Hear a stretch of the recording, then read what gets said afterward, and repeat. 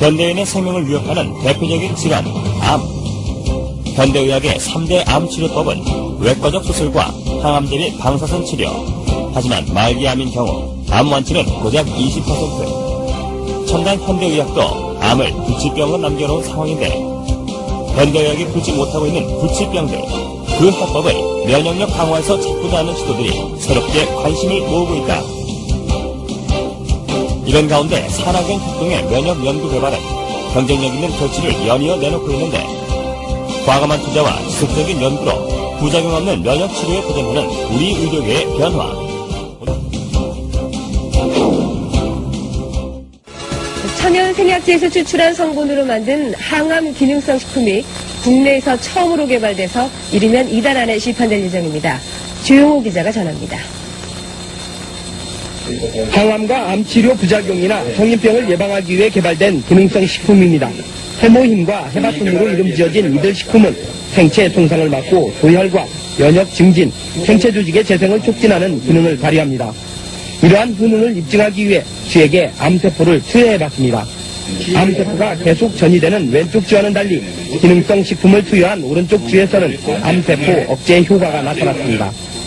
이번에 개발된 이 두 기능성 식품은 해바라기와 당귀 등 우리의 전통 한약재에서 그 성분을 추출했습니다.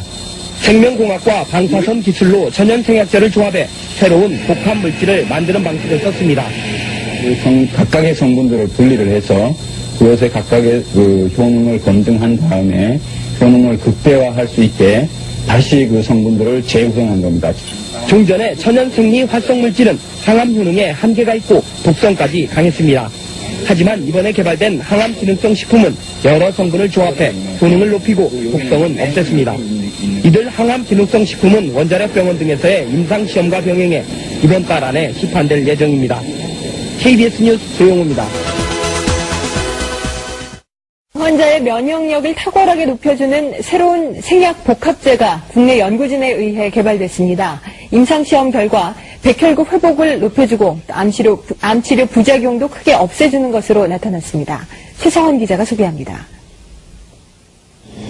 생약을 섞어서 만든 해모임이란 생약물질입니다. 원자력 연구소는 천연생약제 30여 종을 집중 분석한 끝에 당귀와 천궁, 백작약 등을 재합성해 이 생약물질을 만들었습니다. 이들 생약제에는 면역을 활성화시키고 조혈장애를 없애는 황산화물이 있는데 연구팀은 이 성분들을 재구성하는 방법으로 면역 증강물질을 개발했습니다. 원자력 병원에서 임상시험을 한 결과 새 생약물질은 암 환자들의 면역력을 크게 높이는 것으로 나타났습니다.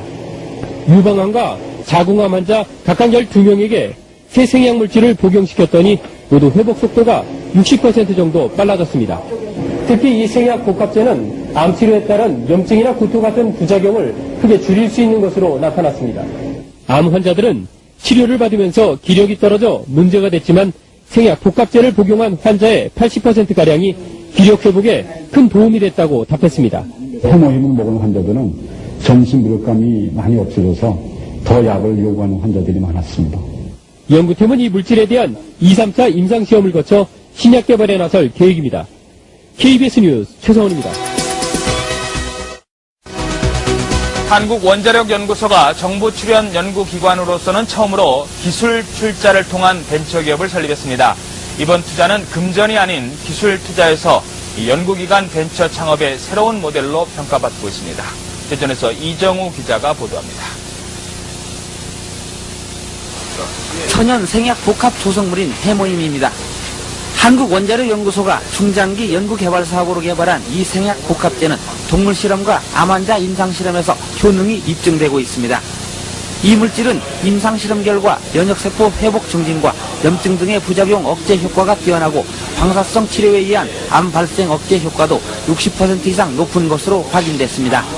암 환자 치료 시에 보조제로 활용할 수 있는 것뿐만 아니라 성인병이나 만성질환 환자들에서 면역 조절 기능 회복에 아주 잘 활용될 수 있을 거로 생각이 됩니다. 이 연구 성과물이 기술 출자 형태로 산업체에 이전돼 벤처기업으로 다시 태어났습니다. 이번 기술 출자는 한국원자력연구소가 직접 벤처기업에 공동으로 참여하는 방식으로 그동안의 단순한 기술 이전과는 다릅니다. 정부 출연 연구기관의 기술 출자로 탄생한 벤처기업의 공식 출범은 연구 성과물에 대한 새로운 장을 열고 있습니다. 정부 지원만을 받는 연구소에서 탈피해 연구 성과물의 상용화, 산업화를 통해 경쟁력을 강화하고 이익금을 환수해 연구 기반 확충에도 도움을 줄 수 있다는 설명입니다. 연구자들이 더 용기를 가지고 더 좋은 연구 성과 내고 성과가 나오는 대로 민간에 이렇게 기술을 넘겨줘서 민간이 또 새로운 기업을 자꾸 창출하는 그런 아마 좋은 전기를 마련했다고 이렇게 봅니다. 기술투자 벤처기업은 금전 등 실물 자산이 아닌 특허와 실용신안 등 기술 투자로 이루어지기 때문에 연구기관 벤처 창업의 새로운 모델로 평가받고 있습니다. YTN 이정우입니다.